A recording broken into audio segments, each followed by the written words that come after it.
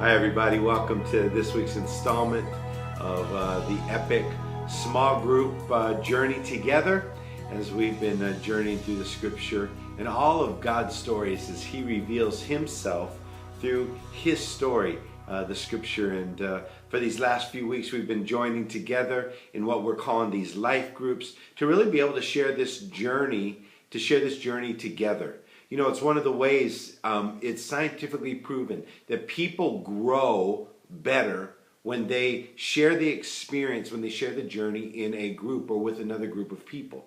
That's why we call these life groups, because life is starting to come and be birthed in us, and we begin to grow and we begin to flourish, and our relationships grow, our relationships deepen, and the connection that we share together as we follow Jesus together produces life in us, because we do want to grow, and we do grow best together. And in doing so, we grow together. We're being knit together, as the scripture says. And so this week, we're kind of cresting the hill as we come near the end in the next couple of weeks towards this particular section of life groups. And I want to encourage you to express your appreciation to your hosts and your facilitators for opening their home and making this journey possible. You know, we find ourselves in the time period in the scripture of the book of Judges. The week before, we told the story of Ruth and Naomi, which happened chronologically during the period of the Judges, as does the story that we just discussed on Sunday, the story of Hannah and the fulfillment of the desires of her heart. Hannah and her family, led by her husband Elkanah, journeyed to Shiloh every year to offer an extra offering to the Lord.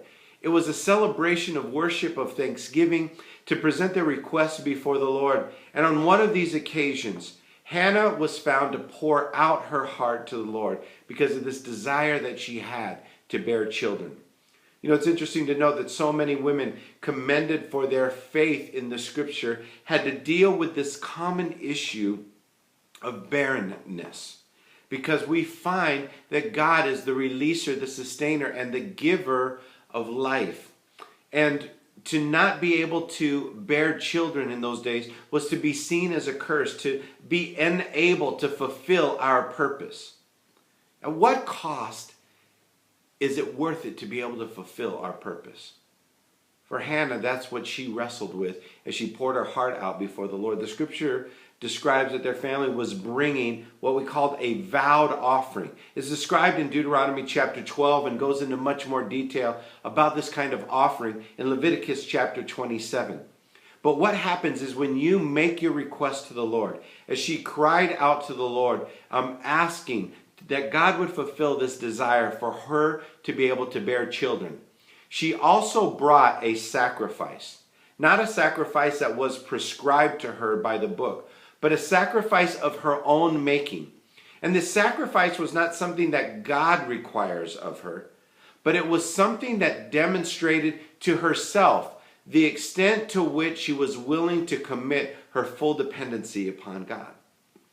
You know, I wonder sometimes if God's purpose for our life doesn't get fully realized because we get caught up in trying to make deals with God. Well, God, if you do this, well, I'll do this. But we don't actually put any real skin in the game.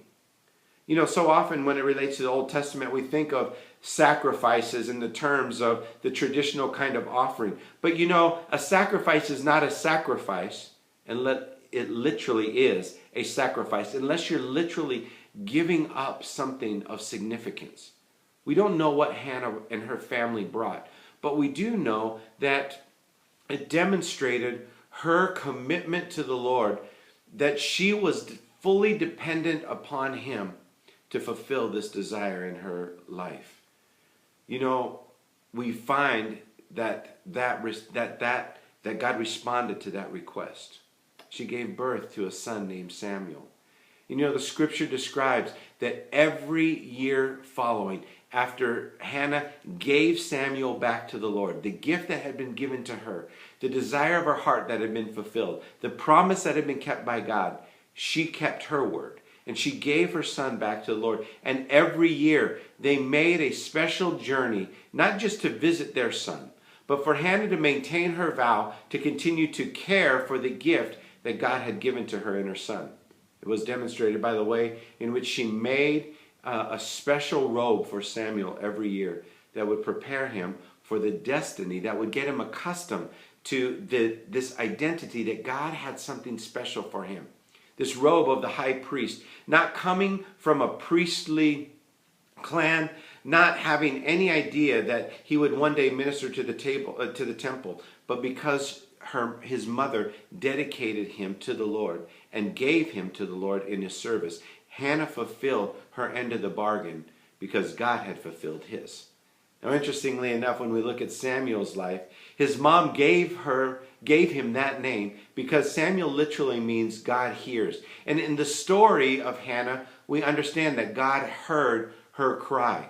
But in the way that God was going to use Samuel in Israel's history, I believe that it was also significant that it was a reminder to God's people that God does hear them in their moments of distress, in the requests and in the needs that they have, that God is listening.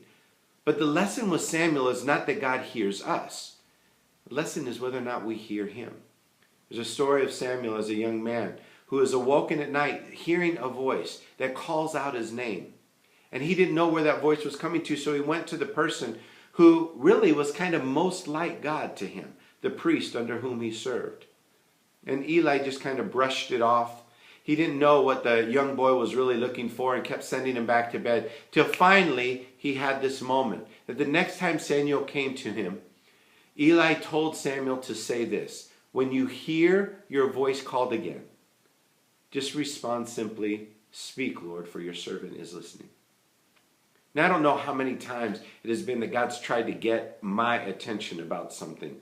And I keep wandering around and wrestling with myself. Is this God? Is this not God? I try to figure out and make kind of scenarios to make sense of it all, instead of just simply pausing and saying, "Speak, Lord, for your servant is listening." See, isn't that one of the greatest responsibilities of a follower of Jesus? Jesus himself said, "My sheep know my voice."